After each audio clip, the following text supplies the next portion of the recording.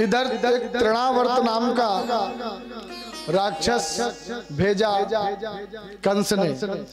तृणावर्त मतलब तृणों का आकार। मई जून में जब आप लोग रास्ते से निकलते हैं तो देखते होंगे कि वो तृणों का आकार ऊपर तक चढ़ता चला जाता है, तो कहते हैं भूत है, प्रेत है, क्या है वो? भूत प्रेत नहीं, वो तृणावर्त कहलाता है। वही तृणावर्त भेजा,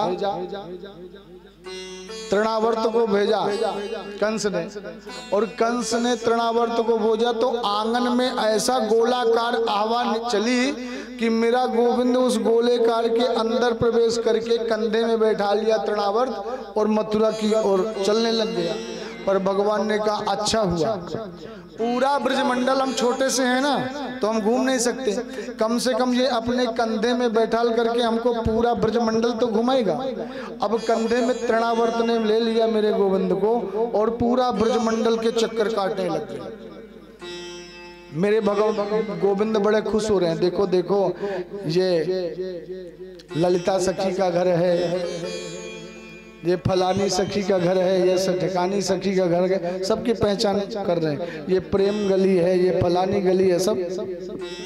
और जब वो तृणावर्त घूम फिर कर मथुरा की ओर दौड़ने लग गया तो भगवान ने अपने शरीर का वजन बढ़ाया, क्योंकि भगवान यदि चींटी जैसे बनना जानते हैं तो पहाड़ जैसा बनना भी तो उनको आता है। मेरे प्रभु ने उसके कंधे में बैठ करके अपने शरीर का वजन बढ़ाया, और जब वजन बढ़ाया तो तृणावर्त जब मथुरा की ओर भागने लग गया तो सोचने लग गया, अरे मैंने तो नंद के महल से एक छोटा सा नन्हा सा लाला लिया था, पर ये तो मेरे पीठ में इतना वजन हो रहा है जैसे कोई पत्थर मैंने रखा है। कहीं ऐसा तो नहीं कि जल्दीबाजी में मैंने वो लाला की जगह में पत्थर कोई उठा कर रख लिया हो। भगवान ने कि रुक, तूने मुझे पत्थर समझा? लोग मेरे भक्त मुझे पत्थर में मुझे देखते हैं और तू मुझ में पत्थर देखा, इसलिए चल तुझे पत्थर से ही पटकूंगा। और जैसे मथुरा की ओर भगा तो भगवान ने गर्दन को पकड़ी और इतना वजन बढ़ाया कि पर्वत का एक पत्थर पड़ा हुआ था सब पत्थर ही में पटक दिया। सोई हुआ के प्राणांत है गए। तब तक ब्रजवासी दौड़ करके गई, मैया यशोदा उठा लिए। हे भगवान, आए दिन बच्चे के ऊपर कोई ना कोई आपत्ति विपत्ति आती रहती है, क्या करें कैसे करें? बस ये सोच सोच के परेशान थे। सब अपने घर को आए। पर एक दिन क्या हुआ, गर्गाचार्य जी मथुरा से निकले तो वसुदेव जी से मिलना होगा। वसुदेव जी ने कहा, गुरुदेव आज कहाँ? गर्गाचार्य जी ने कहा, बस कहाँ जाना है, कुछ किसी बच्चे का नामकरण संस्कार करना है। सोई वसुदेव जी को याद आई कि एक बालक 2 वर्ष का है गयो और एक बालक 1 वर्ष का हो गया, नामकरण तो अभी तक भयो ना है। गर्गाचार्य जी से वसुदेव जी ने कहा, गुरुदेव आज जाकर हमारे पुत्रों का नामकरण करके आओ। अब तो महाराज गर्गाचार्य जी ने कहा, देखिए वसुदेव जी, यदूना महमाचार्य ख्यातश्च भुवि सर्वतः सुतं मया संस्कृतं ते मन्यते देवकी सुतम।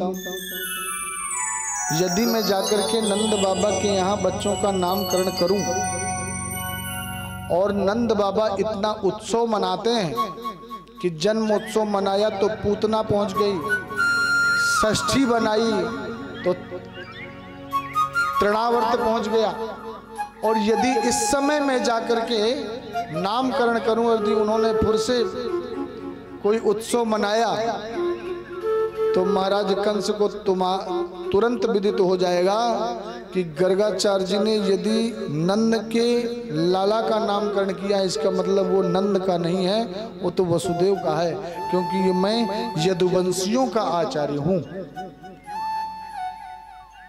इसलिए कंस कोई फिर से कोई दुष्ट भेजेगा और तुम्हारे बच्चे के ऊपर आपत्ति विपत्ति आएगी। वसुदेव जी ने कहा, गुरुदेव कुछ भी हो पर नंद जी को समझा दीजिएगा कि आप कोई उत्सव ना मनाने, नामकरण कर लीजिए। गर्गाचार्य जी ने कहा, चलो कोशिश करते हैं। गर्गाचार्य जी सीधे गोकुल में नंद बाबा से मिलना हुआ। नंदराज जी ने प्रणाम किया पूछ लिया कहाँ जा रहे हैं गुरुदेव आज? गर्गाचार्य ने कहा बस किसी बालक का नामकरण करने जा रहे हैं। नंद जी ने कहा महाराज रोहिणी जी को लाला 2 वर्ष का है गो, हमारो लाला 1 वर्ष को है गो, अब तक नामकरण ना भयो। महाराज आपसे निवेदन है कि पहले चल करके हमारे पुत्रों का नामकरण कर दीजिए। गर्गाचार्य ने कहा नहीं नहीं, मैं आपके बच्चों का नामकरण नहीं कर सकता, और क्योंकि यदि मैंने नामकरण किया और आपने उत्सव मनाया और यदि आपके बच्चे के ऊपर कोई आपत्ति विपत्ति आई तो उसके जिम्मेदार हम होंगे, इसलिए हम नामकरण नहीं करेंगे। नंद बाबा ने कहा महाराज कोई उत्सव नहीं मनाएंगे, आप तो चलकर गौशाला में बैठ जाओ, वहीं नामकरण कर दीजिएगा और वहीं से हम आपको विदा कर देंगे। ठीक है। गर्गाचार्य जी गए, गौशाला में बैठ गए। इधर नंद बाबा आई यशोदा मैया के पास और बोले मेहर सुनती हो? हमारे ब्रज में मेहर जानते हो किसको कहते हैं? देवियों को मेहर कहते हैं, जैसे पत्नी है किसी की तो वो मेहर कहते हैं। इसलिए नंद बाबा कहते हैं मेहर।